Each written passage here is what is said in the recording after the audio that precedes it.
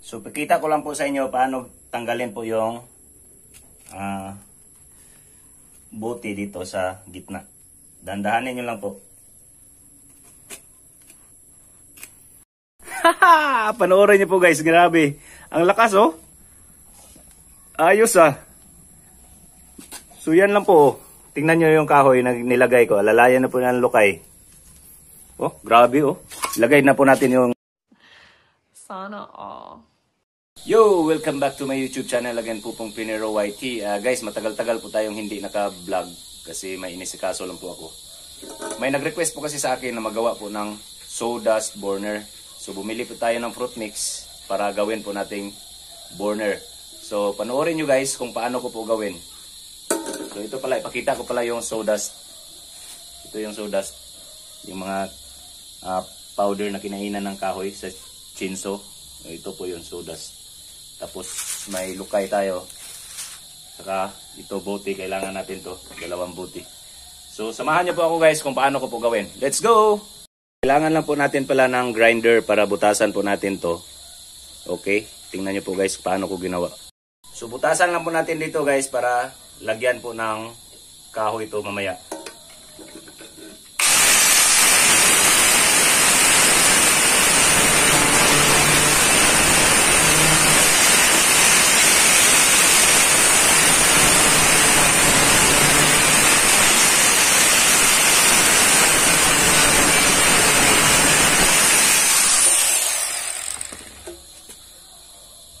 So tapos na natin kinating guys. Tupiin lang po natin pababa, palabas. Ayun. Ganyan lang po. Tapos ito mamaya ipasok to natin dito pagsansan po ng sawdust. Tapos ito ilagay po natin sa gitna. So tingnan niyo po guys ha, ipakita ko. So, isa-isahin ko lang po guys ha, paano gawin. Ito 4 kantos po to eh. Yung pinakamaliit. Pasok lang po yan dito. Yun. Tapos itong buti, kung may mas maliit pa kayo nito, mas okay. Tapos igitna nyo lang po. Yun. Para paglagay ng sawdust mamaya. So dito may butas na po siya. Hindi na po kayo mahirapan maglagay ng butas. So lagyan na po natin ng sawdust. So nilagyan po natin ng sawdust guys. Punuin lang po to. Punuin lang po natin. Madali lang po naman gawin. Kung may kayo, lata sa inyo at saka sawdust. Yun. Makagawa na po kayo ng burner. Kung naubusan po kayo ng, naubusan po kayo ng kahoy, panggatong o gasol. So kaya pwede ito pang alternative. Pwede naman to din araw-arawin gamitin. So nasa sa inyo na po. Punuin lang po to siya tapos magkuha tayo ng martilyo mamaya. Panoorin nyo paano ko ginawa. So kailangan yung sawdust na ginamit nyo, yung tuyong-tuyo. Kasi may mga sawdust na basa pa. So mahirapan po kayo magpa-burn yan. Saka alalayan po to ng kahoy. Ganito lang po gawin guys ha. Sansanin lang po na mabuti. Punuin siya. Tapos kailangan nakakompress talaga. Parang ganun. So madali lang naman po gawin. So pakita ko lang po sa inyo paano tanggalin po yung buti dito sa gitna. Dandahanin nyo lang po. Hugutin lang po dahan-dahan. Kaya po kinompress po natin para hindi po siya masira pag hugot po ng buti. So dandahanin lang po talaga ang paghugot. Kasi baka bibigay. Ulit na naman po tayo. Simpleng gawin lang po naman to. Yun. Tsaka ito, kunin to. Yun.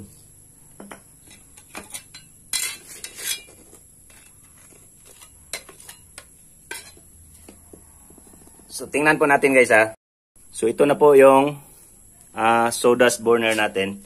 So kung nakita nyo, may butas na po doon sa ilalim. Oh. Tingnan nyo. Yan po ang lagyan po natin ng kahoy mamaya. Tingnan nyo dito. Napakasimple gawin, di ba? Ang galing din po nang nagturo sa akin ito. Nakita ko na rin sa YouTube kanina, pero mas maganda pag ikaw yung magawa. So magluto po tayo dito ng isda. So subukan natin guys. Okay, ipakita ko lang po sa inyo paano mag-umpisa. So kailangan may papel po kayo pang alalay. Tsaka yung mga kahoy na tuyo na po. Tapos ginayat-gayat ko ng ganito. Yung maliit. Tapos alalayan po natin ng lukay. So okay. Let's start up. So simple lang naman po ito gawin. Hindi naman po siya mahirap pag may ano kayo, lata at saka sawdust, tsaka ganito, yung sa gasol. Mas maganda pag mayroon kayo nito.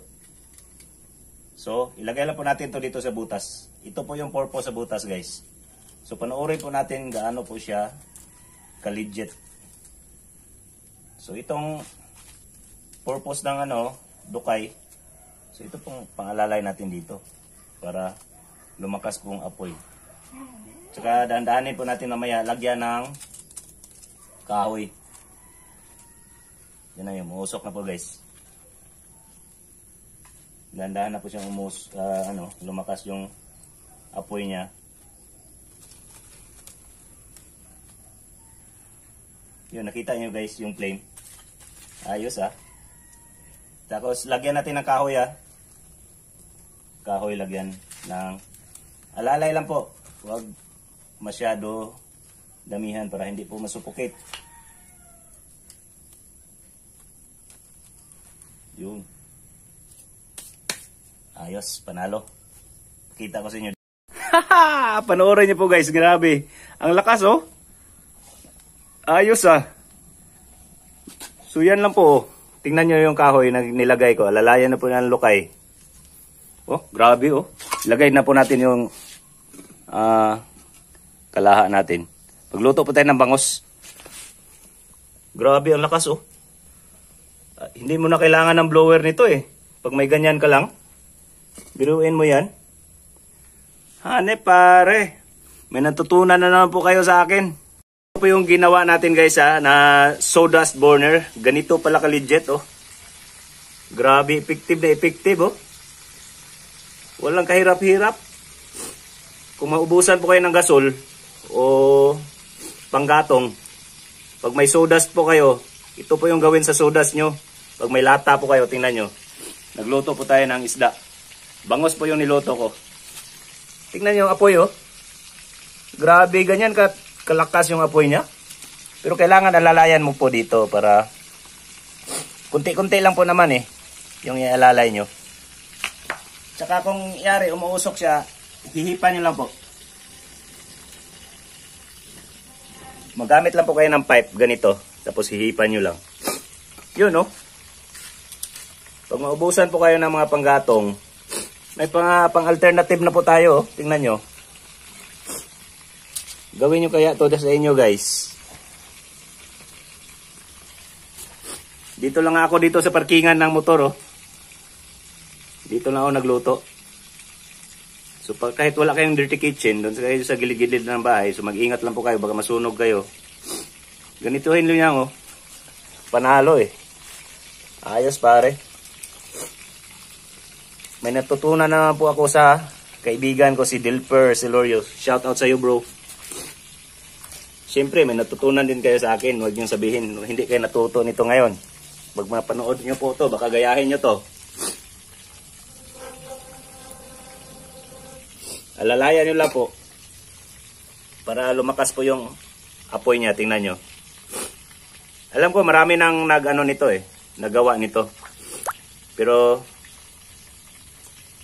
sinubukan ko kung gaano ka legit po to, kasi to see is to believe po tayo Kailangan subukan natin para maganda yung tayo yung magawa Kaysa nakita lang po natin. At least alam po natin paano gawin. Kunyari maubusan ka ng panggatong, o kahoy. Tingnan mo, panoorin nyo yung apoy niya. Grabe ang lakas. Tapos ganyan lang po yung kahoy na nilagay ko. Tingnan nyo, yan lang po ang ginamit ko eh. Alalay lang po ng kahoy. Hanep pare. Legit po yung gawa natin eh. Tingnan nyo yung apoy oh. Grabe. So ito po yung latest natin na burner na ginawa guys. Yung sawdust burner. So hindi naman po siya mahirap gawin. Madali lang po gawin. Sundan nyo lang po yung paano ko ginawa. Pinakita ko naman sa inyo eh paano. Pero grabe, na-miss talaga ako nito oh. Hindi na ako maubusan ng ano nito, sawdust. Sawdust lang po yan na guys, sawdust ang ginamit. Pero tingnan nyo po yung apoy. Pero kailangan alalayan nyo po dito ng kahoy. Dahan-dahan lang po alalay na kahoy yung tuyo. Tapos liitan nyo lang, ganito kaliit. Ayos oh. Panalo pare. Makakasave na naman po tayo nito. So ipakita ko pala sa inyo no. Ganyan po mangyari sa sawdust natin. Magbabaga po siya oh. Kaya malakas po yung heating niya dito pag magluto po kayo. Talagang makakaluto po talaga siya kasi magbabaga po siya oh. Parang uling oh. Kita nyo guys. So baliktarin na po natin yung bangos no. Kita nyo yung apoy niya oh. Grabe. Yun, lutong-luto na yung bangos. Ang bilis niya makaluto. Tapos mamaya, yung munggo na naman yung lutuin natin. Para hindi po yun sayang yung sawdust. Kasi magbabaga po pala yan siya eh. Yung sawdust na yan, parang uling. Kaya the best siya kasi magbabaga siya eh, parang uling eh. Talaga makakaluto siya pag magluto kayo ng kahit ano-anong pagkain o kahit yung buto ng baka. Pwede po dito. Kita nyo naman po yung apoy oh. Pwede nyo guys, subukan sa inyo. So kunin na po natin yung bangos natin. Parang na-overcook na po eh. Marami po kasi tayong ginawa. Hindi kasi mamaya guys, ilagay ko po dito yung anong tawag po nito. Isa lang ko po mamaya yung munggo. Kasi marami pang apoy oh. Sayang. Pagsamantalahin na po natin. So kita nyo po yung apoy niya oh, stable na stable, malakas pa rin. So nagluto na rin pala po tayo ng maliit na isda dito para pang subak po natin sa munggo. Lalagyan po natin ng malunggay. Masarap yung munggo tapos isda lang na prito. Kasi yung karne, nakaumay na po yung karne. Saka cholesterol po yung karne, ayaw ko niya. Ayos lang po to isda, kahit prito. So pangalawang luto na po natin to no. Tingnan niyo yung apoy oh. Pang subak po to ng ano eh. Munggo mamaya. Kunin po natin kasi luto na po to. Ngayon po kung nakita nyo po, malakas pa po yung apoy. So ilagay na po natin yung munggo natin. Pakuluan natin hanggang lumambot. Sa inyo yung munggo. Yun. Okay? Hayaan lang po natin yan. So ayun po guys, napaka-legit po yung ginawa natin. So nakita nyo naman po, nakaluto po tayo ng dalawang klaseng isda. At saka, ito po, sinalang na po natin yung munggo. Hayaan lang po natin to. Hindi ko na po ipakita sa inyo to. Sobrang haba na po yung video ko.